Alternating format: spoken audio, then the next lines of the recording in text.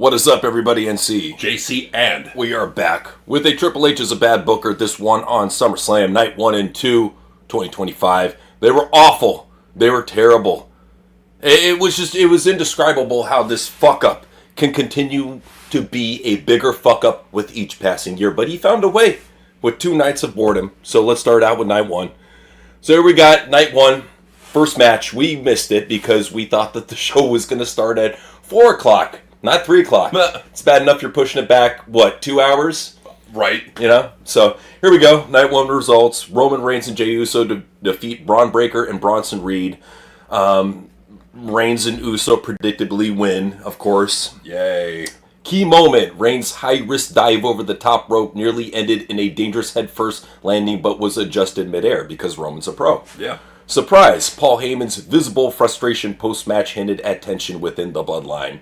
Who gives a fuck? Tension within the bloodline. Dude, nobody gives a fuck about either version of the bloodline, any version of the bloodline at this point. You don't understand when even the Smarks are complaining that the bloodline has run its course. You just got to give up on it. They're you know what? They have Samoan fatigue. Straight up, that's what it is. Well, it's too much. It's just Samoans all over the place, and they keep bringing in nameless Samoans that you don't care about, that they don't invest you in. It's like they bring in it's the big guy, Talatonga is what they're calling him. Mm-hmm. They bring him in. No storyline, no intro, not even a fucking video package like they did with Val Venus. Nothing. It's just, here he is. And that's how it is with all these Samoans. They did the same thing with Mateo. Just threw him on TV like we're expected to know who this fat, pudgy little Mexican dad is. Nobody knows who the fuck he is. Nobody. And here they go. They put him on an undefeated streak. For what reason? And what does it do for your show? Well, but they're not involving him in anything major, so it's like, yeah, he's on an undefeated streak. It's like AJ Styles technically had an undefeated streak. No one cares because he wasn't in anything major. If you're gonna matter, you gotta be in the fucking world title scene. Absolutely. Only way. So, match number 2 was Alexa Bliss and Charlotte Flair in one of the most unorthodox weird tag teams I've ever seen. They defeated Raquel and Roxanne for the championships. Now, this is a whatever match to me because, I feel like Raquel and Roxanne were the better champions. They made more sense. But at the same time, I'm not going to turn down Alexa Bliss holding a title.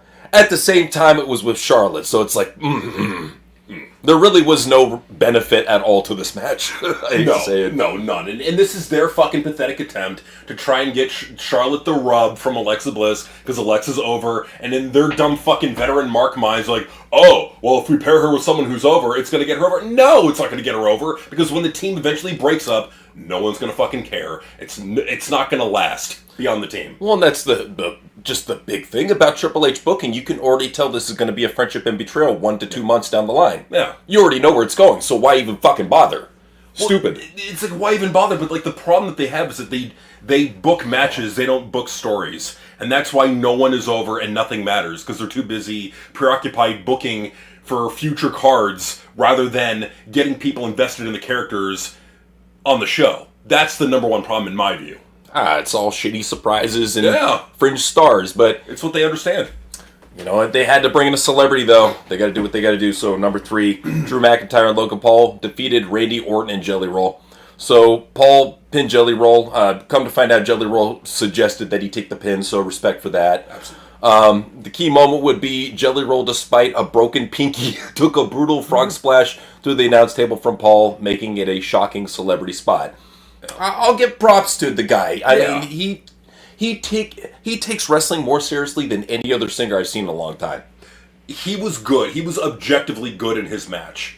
Considering the limited amount of time he had to prepare, he was better than some of the pros that have busted their asses on the indies and paid their dues on the indies. Why was Jelly Roll better than them? Dude, he lost more weight in his debut than fucking Kevin Owens in his NXT debut. Oh, fuck yeah. That right there tells me he takes his shit seriously, so props to him. Absolutely. That guy's a G. But let's go to the next one. Number 4, we got Tiffany Stratton defeated Jade Cargill in a really quick 7-minute match.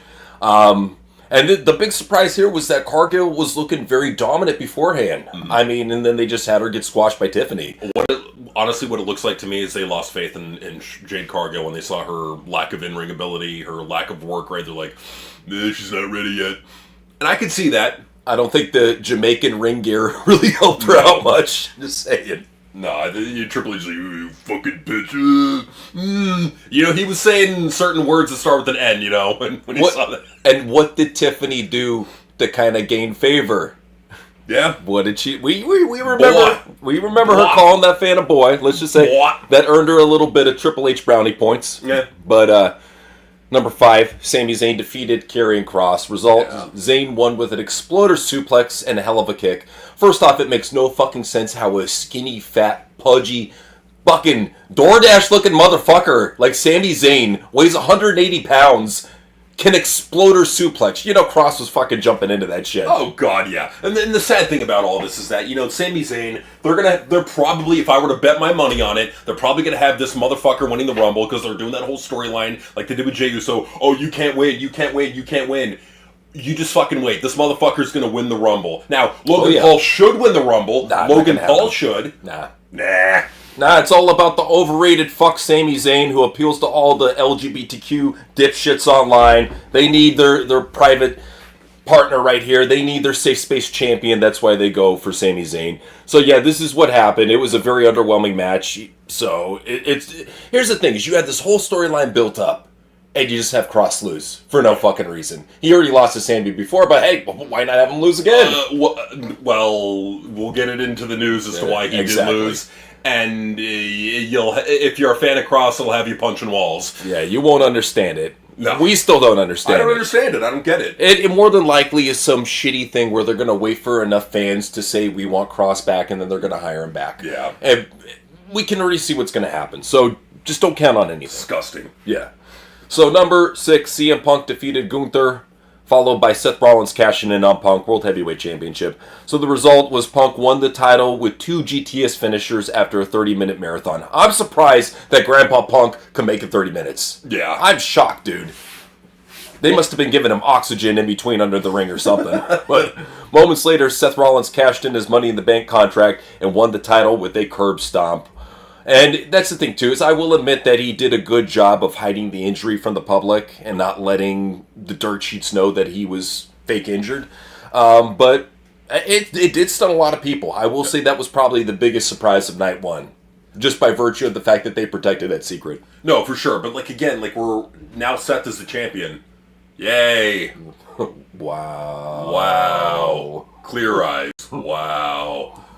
Great. Yeah, we got Seth. We're champion. Great. The only benefit to that is Braun Breaker steps up and beats him. Yeah. Only fucking benefit. But let's head on to night 2. Well, actually, major surprises. So Seth Rollins cash in. That's about it. Jelly Roll taking a table spot and Braun Breaker having an injury scare. I'm glad that was just an injury scare because we don't need a top young guy like that getting injured. No. Either he or Logan Paul should win the Rumble. Yeah, Braun or Logan. It should be definitely them in the Final 4 for sure. Yeah. So night 2 results, it started out with Naomi defeating Rhea Ripley and Io Sky. This was something that I didn't expect, but I liked the result. I think if anybody, it was the freshest character coming into this match. And we were just tired of seeing Rhea and Io all the fucking time in the world title scene. Change it up a little bit. How hard is it? Apparently it's impossible for these fucking assholes. No, Naomi winning this match, to me, I'll give Naomi credit for this. I never give her credit for her personality because we've hardly ever seen it. Yeah. But there's at least some character here. There's something here. She's trying. And I'll give her credit for that. But is it anything special? Nah. It is. Well, you can't expect much from their main roster women's division. It's junk. You know, if something big happens, it's, well, whatever. Until they actually get some good women up there, it's going to be junk. The way it is. Yeah. So, number 2 match was incredibly underwhelming. This is a match that could have easily been on the pre-show. There was no reason at all to put this on the main card. But now they're like, we need to fill up roster time, so here you go. So they gave Wyatt Six the win in a very shitty TLC match. Didn't have Hardys and Dudley Boys, who were ringside, interfere, do anything. Nothing. Which is so fucking stupid. But look at the jobber battle royale for this tag team.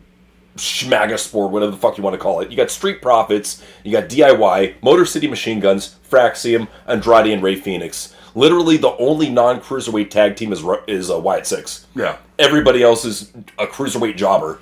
And it was fucking stupid during the match too because you had Tommaso Ciampa literally grabbing onto the fucking titles hanging by there. All he would have had to do was unhook him and fall down to the fucking ring. Bad storytelling. Bad storytelling. Horrible fucking storytelling. Very illogical booking in that match. I don't know why you would fucking have that spot when anybody with half a brain would see it and go, okay, why doesn't he just unhook it? He's already holding on to the titles. Well, that makes him look like a very stupid man. Yeah. And it makes the tag team look like a bunch of weak bitches that Johnny had to get his beard to interfere in the match and consequently have the biggest bump of the night.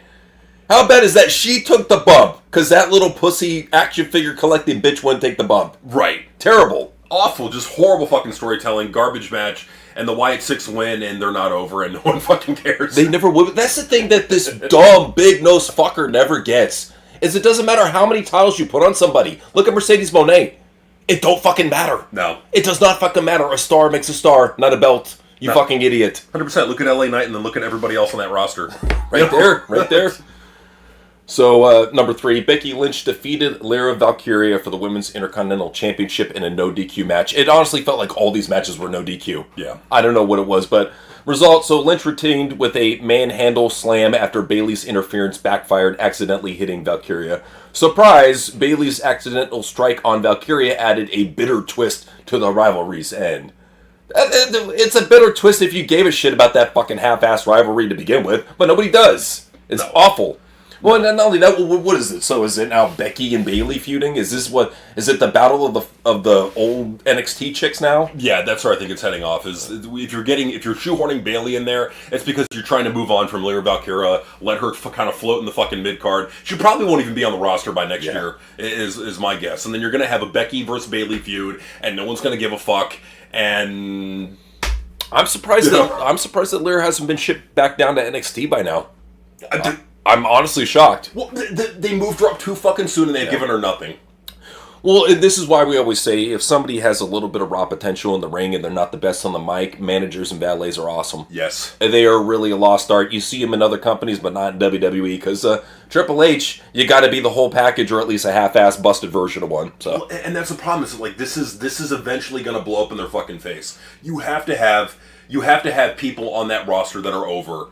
You can't keep relying on goodwill from the fans because a lot of what I think this is there's so many fans for years that were frustrated with Vince McMahon, and when he finally left, like, okay, now I can finally support the E again. And then they found out real quick that Triple H is one of those evil MAGA supporters, and that's all it took. Yep. Once they saw him supporting Trump, you started seeing the hate flow. Yep. Like you've never seen before. And then they started realizing all his inadequacies that we keep on trying to point out through the series. It took them forever, but finally they're fucking realizing Finally. it. So, up next is Solo defeating Jacob Fatu. Right. Honestly, this match does not fucking matter. It's never mattered. No. Even when Jacob Fatu won the title, it didn't matter. Solo beating him for the title back does not matter. It's supposed to basically be the mid-card title feud for stables that we could give a fuck less about. It's not a main event feud. They're making it known that it's not a main event feud by shoving a fucking US title in there. And really, what really came out of it? You had Tala Tonga slam a cage into Fatu's head, allowing the escape. You got a post-match moonsault from the cage, which makes no fucking sense. Why injure yourself after the match is done? It's just a horrible fucking booking all the way around. Like, why would you book this match? Why is this a steel cage match? Out of any match? You can already tell what's going to happen.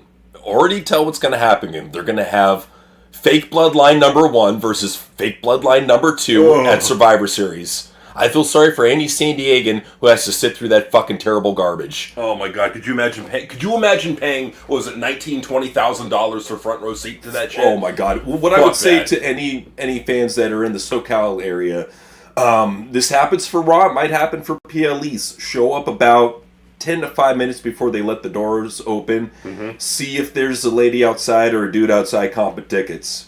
You might get lucky. Just saying. Well, and what we've been seeing for like every pay-per-view or every PLE, of everyone that we've done, is that you'll notice that the prices, there's tickets available, and they're a lot cheaper than what they went for like weeks ago. Mm-hmm. Like, wait to the day of, or at least 2 days before. Yeah, exactly. So yeah, it's an awful show thus far. So, and then they finished it off with number 5. Dominic Mysterio defeated AJ Styles for the Intercontinental Championship. This match did not matter at all. It was just another pad match for Dominic Mysterio to make him look like this dominant champion heading into this fucking AAA show. So, yeah, it just great. You beat a TNA legend. You beat a guy about to retire. Awesome. Yeah. You're so tough. Yeah, that's a great way to treat AJ Styles on the way out. This is what Triple H does. He really knows how to respect his talent. So, number 6, Cody Rhodes defeated John Cena in one of the most illogical babyface versus babyface matches I've ever seen in a while. Oh, I know. For one, you just turned John Cena back to babyface, so it was way too fresh. I know there were some fucking Mark-ass fans that were happy to see John Cena turn like that, but that makes no sense. What? To have him heel this whole time and then have him turn babyface the week before the fucking event? Why would you? And then, like, what was the explanation for him turning heel? It was like, oh, well, all of a sudden I'm a good guy now. It's like, what the fuck? You were just shitting on the fans last week. Right. What the fuck? No, this is not good booking. This is terrible booking. This is honestly the worst booking I've ever seen. Yes. Name a booker that's worse than Triple H right now. Name one. They have embarrassed John Cena. He's just hoping at this point that his whole heel run will be a footnote in his career that people won't notice. Yeah. That's what he's hoping. That's why he went back to the babyface. That's why he's really trying to be what he can. Because it was a situation with Brock coming back. They needed a top babyface versus a top heel. Yeah. I understand what they're doing. At the same time, this match was so illogical for so many reasons. For John Cena, for one. For Cody, the reason why I felt it to be illogical is the fact that they took this guy who was supposed to be the king of babyfaces, the most white meat babyface that they have on the roster. They had him try to hit John Cena in the head with a chair and with a title. He was doing heel shit. Yet he's the babyface? Babyfaces don't do this shit. No. Like, I thought he was actually alluding to a heel turn by doing that, but no. He goes and fucking blows John Cena after the match like they always do. I mean, this is what... They try so hard to give these fucking bitch-ass shit fans what they want, and in turn they give them just the most awful shows whatsoever. And then even if these fucking smart nerd dorks loved what they saw... Dun dun... Dun, dun, dun, dun. Yep. Beast came out and fucking rained on their parade, and trust me, we got a lot of WFBI. And they fucking hated it. And what they did afterwards on Raw and SmackDown, nothing. They did nothing. What they did is now they're setting up a Logan Paul and John Cena feud to buy time for Brock Lesnar at Survivor Series. That's what the fuck they're doing. Exactly. That's all it really is, because they're on limited dates for Brock, so they can only use him here or there. Same thing with John. But they know that they can use John to main event shit shows like Clash at Paris, which nobody's going to fucking watch. Don't get me wrong. It really pisses me off that a match like Logan Paul versus John Cena is at a shit throwaway show like that. Like, what are you guys doing? Right. I mean, they need something to sell it, but fuck, whatever. It's just fucking pathetic. It really is. That they're doing this to John Cena of all people. I know. This is his way. This is his retirement. They're milking the powder straight up. That's what it is at this point. So major surprises were, of course, Brock Lesnar's return, the biggest surprise of all nights. Dominic Eddie Guerrero tribute, fuck off. Yeah. Bayley interference, backfire, nobody cares. And then finally, what is this last one here? Additional notes, combined attendance of 113,722 for both nights per Stephanie McMahon. And that's pitiful, honestly. Yeah. That's really bad considering you're billing this like just as big as WrestleMania. That's really fucking bad. Oh, and they were saying beforehand. What they saying beforehand? We're going to do 140,000 projected. Yep. What happened? What happened? What happened? What happened? I thought you were going to sell out every fucking night. Oversaturation. That's what happened. That's what happened. So venue confirmation: MetLife Stadium is the confirmed location. No shit. Hosted by Cardi B. So you had. This is what I love. You had a woman who's a legit sex offender, right, who drugged and raped a guy. You have that on your show, yet your fans demonize Hulk Hogan. Yet your fans demonize Brock Lesnar. Yeah. Especially in the Brock situation. Cardi B to Brock. The same fans share that same energy. If you're going to be like that towards Brock, share it towards Cardi. Oh, you're afraid though because she's black. Exactly. Pussies. Exactly. No, it's true, and it's a sad state of affairs. It really is that you had Cardi B go out there, fuck up her thing. Naomi's father. Naomi's father did good on guitar. I'll give him that. Yeah, he was good. Yeah, he did good. Jelly Roll, like we said, did good in his match. You really can't ask for more. I mean, like for a guy having his first match in WWE, he did very, very good, and he deserves credit. He deserves praise for that. So hey, absolutely, props to him. Yes. No, well, that's what I really appreciated about at least the people that did show up and really try, like Naomi, like Jelly Roll, at least there was something. Cross even showed up and did his best as well. People say his match was underwhelming. I put that on Sammy. Fuck yeah. Cross did the best he could to sell that fucking skinny, fat, hobo piece of shit, okay? He did the best he could. And this is what pisses me off if you really think about a guy like Cross. He spent his whole career putting over cruiserweights. I mean, back in TNA, what was it? Austin Aries. In NXT, it was Adam Cole. And now on the main roster, it's Sami Zayn. Yep. This guy can't catch a fucking break, dude. He's a heavyweight killer. He legit breaks people's legs. Have you ever seen him break 3 baseball bats? Yep. He's fucking tough. No, he can. It's just, I don't understand What why Scott D'Amore didn't get it, Triple H didn't get it, Vince didn't want to get it. Like, I just don't understand what they're not seeing in the guy. He's a pro. Yeah. He's got everything you could want. And it's like, and they're like, no, not good enough. LA Knight, another guy. Mm-hmm. Everything you'd ever want. He's over with the crowd, selling merch. No, I don't see it. His work rate isn't up to par. And that's ultimately what the fuck it is. Well, and check it out. Who were the 2 people that Slim Jim chose as their representatives? Jey Uso and LA Knight. What does that tell you right there? It tells you that they listen to the crowd more than Triple H. That's what it tells you. They listen to the crowd more than Triple H, and what gets over repeatedly has throughout time its personality. That has never changed. 100%. That has not changed, and it will never change. That's how it is. It's not, the times have changed, as you hear these fucking dorks say online. No. It's all about work right now. Nope. The times have changed. No, it's not. Really? Then why is LA Knight selling merch? Exactly. Why is Roman Reigns and Brock Lesnar on the top of the merch list? What do you guys say about that? Exactly. You got nothing. That because it proves what you've been saying. Okay. And then also, let's look at AEW. Who are the most over people in AEW? This is the work rate fed. Who are the most over people? MJF. Timeless Tony Storm. Bobby Lashley. Harley Cameron. Who get reactions from the crowd. Yeah. Straight up. And you know what? And here's the funny thing. Ever since the Young Bucks actually got a character, they're starting to get a reaction from the crowd. Yeah.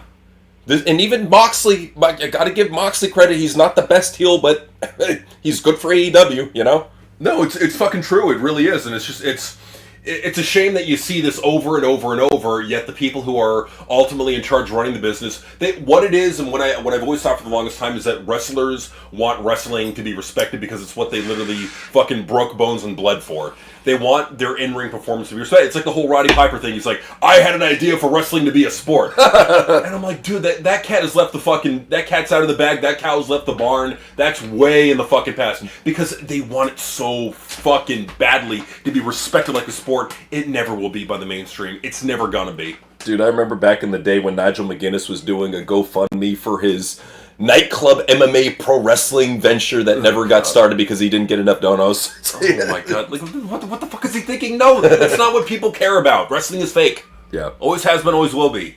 That's the whole point of it. Well, that's the thing too, is embrace the goof. Yes. That's the problem, is they take themselves so seriously, and I get it, dude. It's very high contact. We've done it before. We know how dangerous it is. Yeah. We know that people have broken bones, broken their necks, been paralyzed, all sorts of shit. It's one of the most death-defying genres out there. I'm not going to call it sport, but genres out there. No. I would rate it right up next to bull riding. It's pretty damn fucking dangerous. You can get fucked up and hurt. At the same time, though, you got to embrace what brought it to the place. The charisma, the characters, the personality. Yeah. And that's what really matters at the end of the day. When a guy like Enzo, who's 5'5" and 150 pounds, is more over than everybody else on the roster, that tells you it's not about size. No, it's not about size. It's not. It's about getting over. It's about having a personality. It's about making the crowd feel a certain way. And, you typically see that from people with personalities. It's over and over and over again. Yeah, there are some performers out there that have incredible athleticism, and that's their hook, their thing.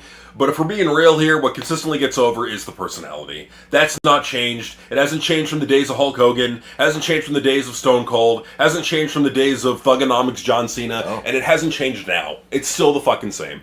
Well, because it's something that can draw in any age group. Any type of person, woman, man, child. It's universal, and it always has been. It's like when people always talk about their favorite TV shows, are they talking about how technical the acting performances are, Nope. or are they talking about how awesome the storylines are and how awesome the characters are? It's right there. It's right there.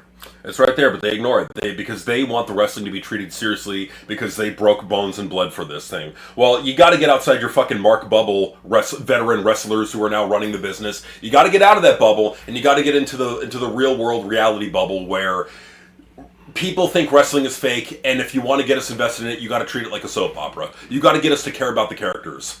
Well, and this is the whole reason why we've always said for the longest time that beating the shit out of yourself on the indies will do you no good coming up to the main. And it doesn't help that you have a really fucking marked dumbass promoter that doesn't mind beating up his wrestlers like they're action figures. He really misuses and abuses them with this fucking fake strong style lucha bullshit. And what it's doing is it's wearing out his roster, it's beating him up. It doesn't matter if you're working more limited dates because you're working a more intense, stiff style. They should have outgrown this on the indies. This is the big time now. No, the indies are the mainstream now. Like, unfortunately, with Triple H and who he's catered to. They can't work safe. No, because they don't know how to work. Exactly. And they're not told any differently. There's no stress or pressure on them to work a safer style. So they get, like Ilya Dragunov, they'll go to the main roster, they'll try to do their fucking strong style gay bullshit, and they'll be fucking out with injury. What do you have, like a neck injury? Neck or back, but yeah, he's going to be coming back soon, unfortunately. So we're going to see his overrated ass on TV.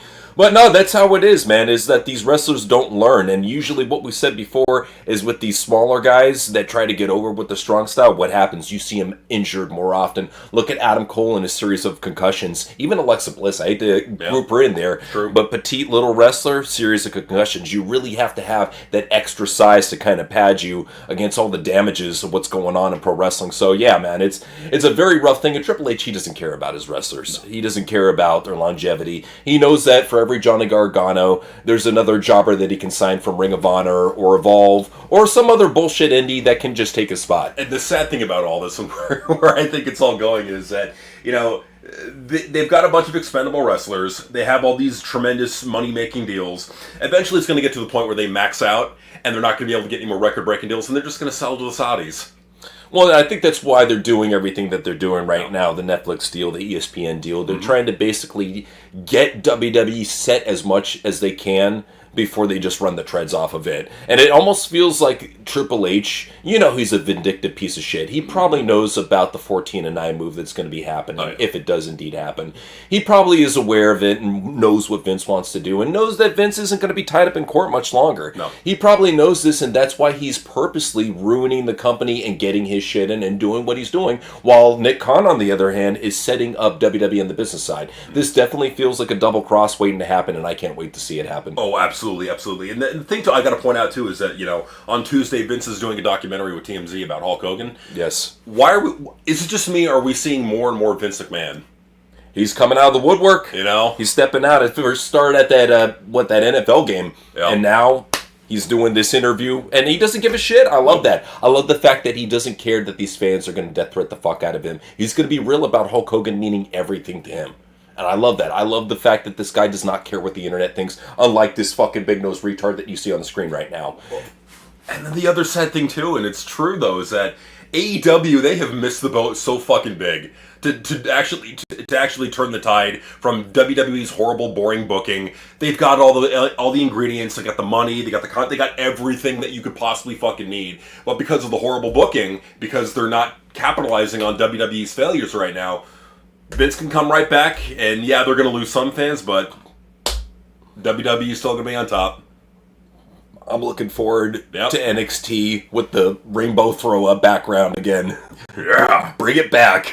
We're gonna have the rainbow throw-up background. It's gonna be stupendous. Yes. Well, and immediately you would see just all of these fucking UK jobbers gone, all these indie fuckers gone, and then all these PC talents that have been held down actually getting pushed.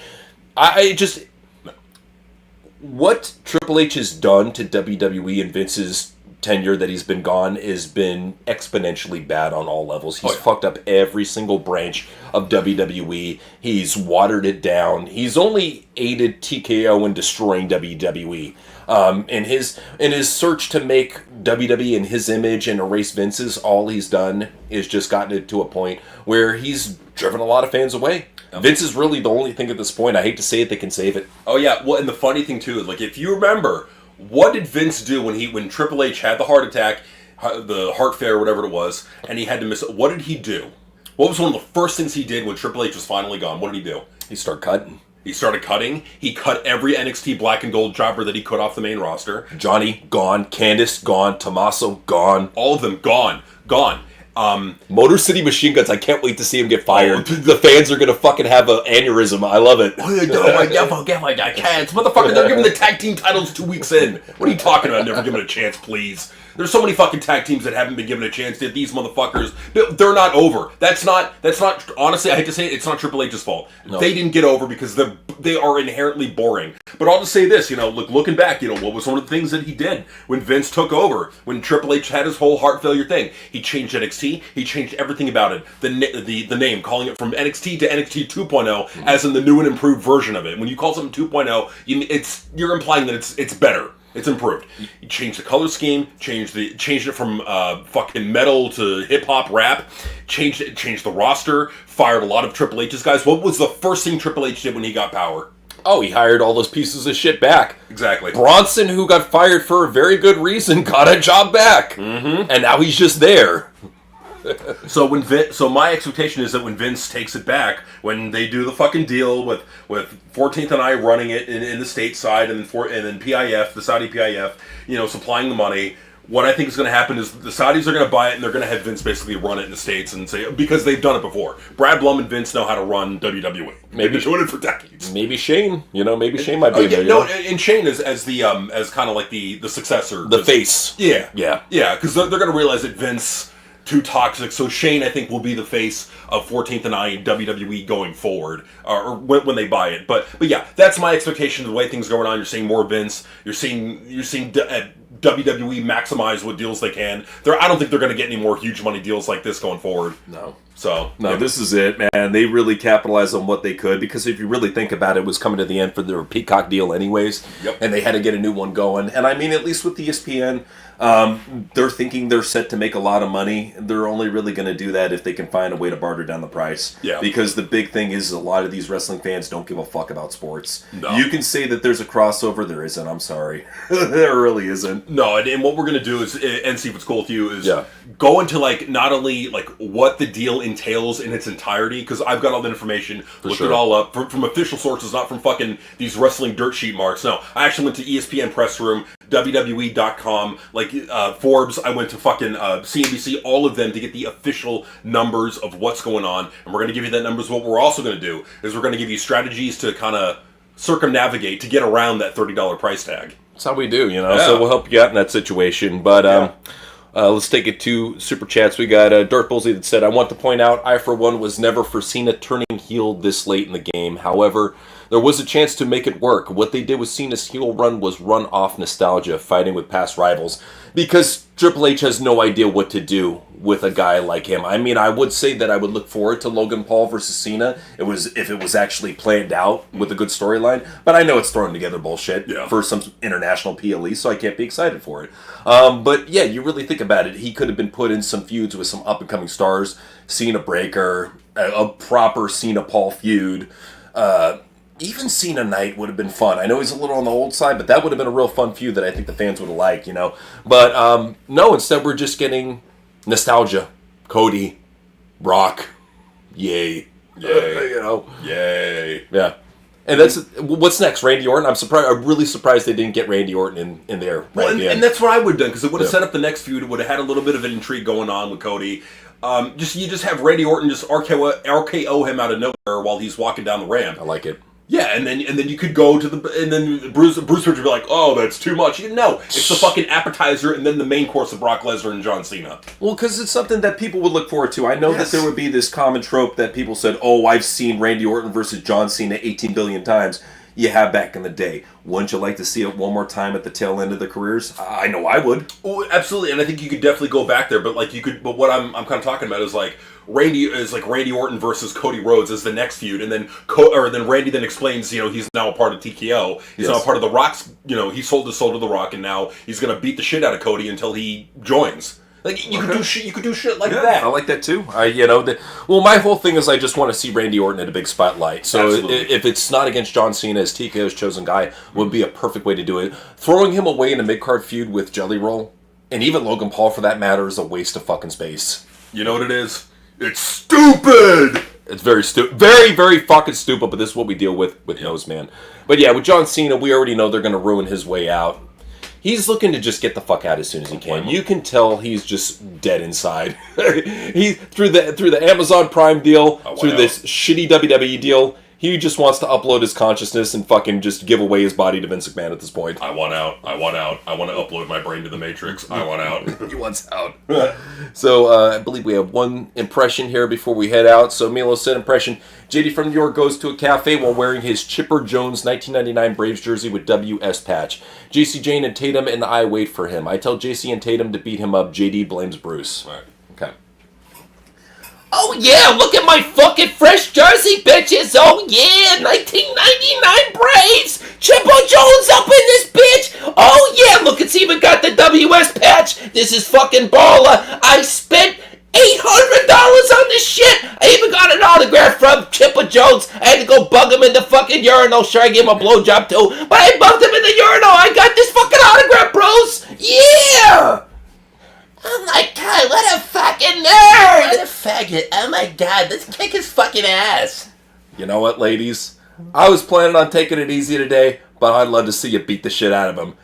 Beat him up. Beat him up real good for me. I'm gonna enjoy my coffee. Just go ahead. With pleasure. Hey, JD, you little faggot. What? Ah! Ah! Ah! Bruce! Bruce! Don't beat me! It's all your fucking fault! You faggot! You little fucking faggot! I know this is a Bruce hit! It's a Bruce hit! Ah! Alright, guys. Thank you for joining us. We'll be on the main channel real soon. NC. JCN. Peace out.